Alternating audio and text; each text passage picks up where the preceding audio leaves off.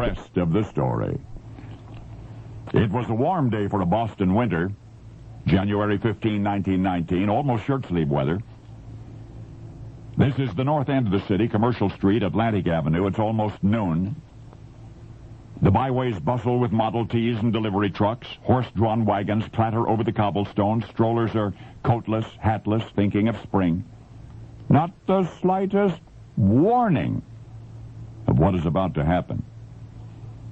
But suddenly an awesome sound, a terrible rumbling like 1,000 machine guns, one person said. In moments, disaster, one of the city's greatest ever disasters. North Boston is about to be engulfed by a tidal wave.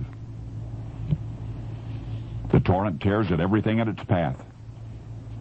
Loaded freight cars are tossed like matchboxes. One freighter is rammed right through the wall of the railroad terminal. A group of city workers were eating lunch at a public works yard. They drowned where they sat. 3 more workers and several horses swept into the basement of a freight terminal. All dead. The tidal wave reaches the Boston Fire Station. The whole building is lifted from its foundation and battered against the harbor wharf pilings. Firemen are crushed, drowned. Beams of wood and sheets of steel are hurled through the air. A fearsome cyclone of energy, unleashed, inundating everything. A team of horses is slammed through a fence. A 69-year-old woman is catapulted through a window of her home. Like the terror-struck inhabitants of ancient Pompeii, fleeing the wrath of Vesuvius. Men, women, children, dashing on foot, driving horse carriages and automobiles, try to escape the onrushing tidal wave wall, but are swallowed instead. And North Boston becomes a living hell of gasping prayers and ear-shattering screams. In minutes, it's over. A section of the Boston Elevated Railway is reduced to twisted, dangling steel, but now it's over.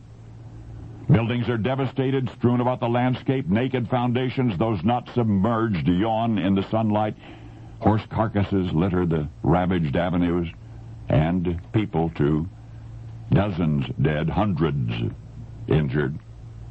Where only minutes before, workers labored and strollers strolled and children played, it's now a scene of unfathomable ruin. January 15, 1919. Rescue operations, tedious, stomach-turning. Nationwide headlines, eclipsing even those headlines of revolution-racked Russia, eclipsing even the Paris Peace Conference. In the almost 8 decades since, we have made great strides. We have seen many advancements in disaster detection before the hurricane hits, before the earth itself cracks. We now can tell sometimes, but some things are entirely unpredictable, and this was. Certainly no one in North Boston could have foretold what happened 77 years ago.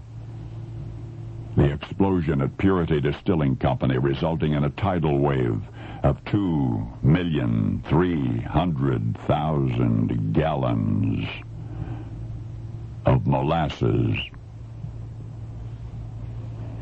And now you know the rest of the story.